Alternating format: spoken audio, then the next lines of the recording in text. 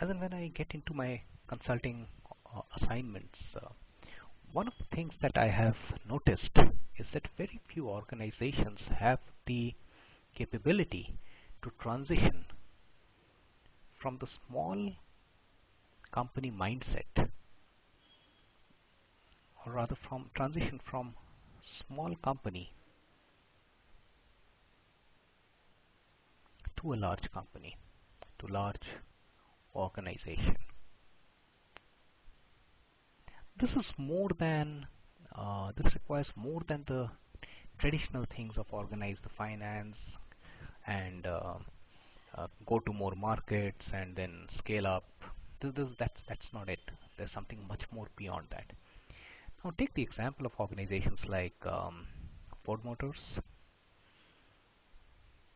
or UPS or Microsoft, or you might take also the example of McDonald's. You'll see that all of these companies have something very unique in them. They were the ones who could identify the small thing, small bit that needs to be done right.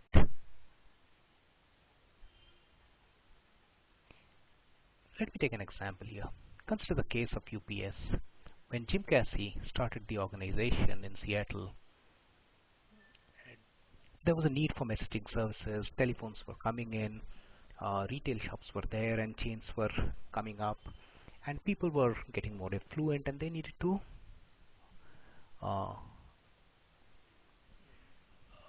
buy things. When they buy things, then the things need to be delivered.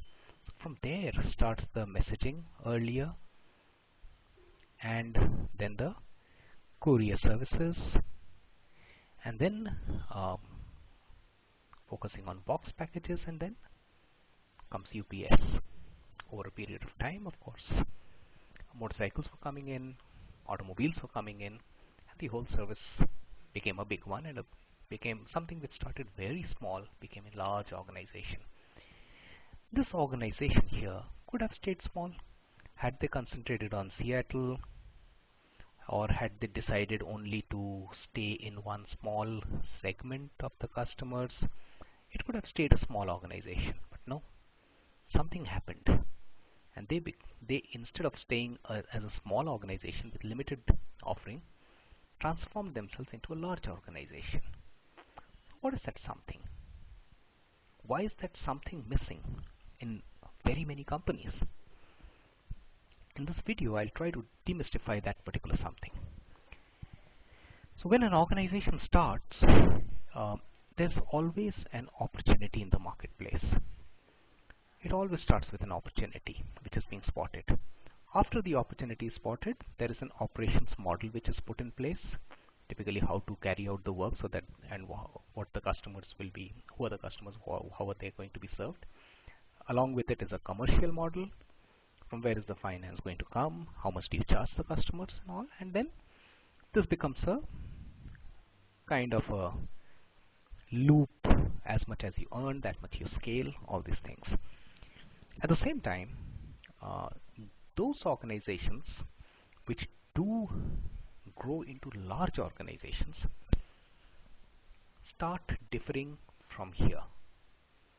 While this bit of it, as in opportunity, operations, commercials, everyone does, whether it's a small or large, those organizations which become large start doing things differently here. What do they do differently? While the regular rigmarole or operations, commercial and organizing, finance and all carries on, there are few things they do better. First, they identify few things and get that right. They know what they are good in, they know what they are not good in, and they are very focused. They don't try to be a one-stop shop for everyone, but they know few things which they get right, and they really get it right. Second, they go and focus a lot on their people. Who are the people who matter to the customer? Not the bunch of people who are there only in corporate offices or something, but they're not inward driven. They are focused on the people who matter to customer. So the biggest focus of UPS are its drivers. They are the people who matter the most to the customer. It doesn't matter what else is happening in the corporate office. These also organizations are the ones which realize that they need scalability. They need to scale up, and that happens through processes very clearly, and they invest heavily in processes, technology to scale up, so that when they have uh, the right processes in place, scalability across regions, across segments, across markets, across geographies, across offerings is not an issue. They can quickly put it together, and they have a well-crafted competitive strategy. They're always on the lookout for growth, and they have got a very, very well-crafted competitive strategy. They know what they mean. If the customer preferences are shifting, if the customer wants quicker deliveries, if the customer wants to scale down on cost, anything which is happening in the market or in the customers, these people are responsive. Their employees are responsive. Their people know what to behave like, and they know how to make it happen for the customer. Understand one thing, that these are not easy to have, because as the organization grows in size and magnitude, it becomes very difficult for them to stay connected to the roots, for them to really do those few things which matter the most, which have made them successful, and what the people identify them with. So it's very important is that when an organization is transitioning from a small company to the large company, the leaders of that organization or the founders of that organization must change their mindset first. And one of the most important mindsets which leaders of such large organizations must change is that they need to understand that they are a part of the company and not the company itself. Often, when the company is founded, at that point of time, there's a very clear link between the leader, the opportunity, the person who is the founder or the leader, and the opportunity. But as it grows larger, the leaders and the are just one of the part of the company. So the company is not equal to what they think is right.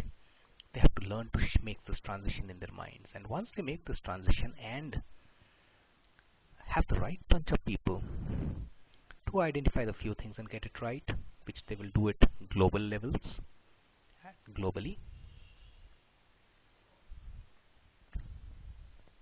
put their bucks towards the people who matter to the customer, not people who are internally mattered or who are wearing suits, but focus more on people who matter to the customer. Educate them, discipline them, set norms, recruit right, be very strict on those people, at the same time reward them endlessly if they've done things right. Third, have always growth, scale up, and processes in mind. Everything has to be of the global standards, global level. Yeah. Competitive strategy worked out. Every small bit of it, whosoever competitor, whichever part of the world is innovating or doing things better, these companies learn from them and implement that in their own organization at a speed faster than the competitor. And what I always say is that hunger for managed growth. No point growing if you're losing cash. So that's where hunger for managed growth comes in. So when you're managing your growth process and you're growing profitably, that's when these organizations are the ones which grow big. They don't become bankrupt. They don't close down. They always remain relevant for the world and for their own people. Transition from the small company to large company. This is not easy. This is not a job to be done in the boardroom. This is a job to be done in the marketplace. Your customers have to see that. Your customers have to feel that.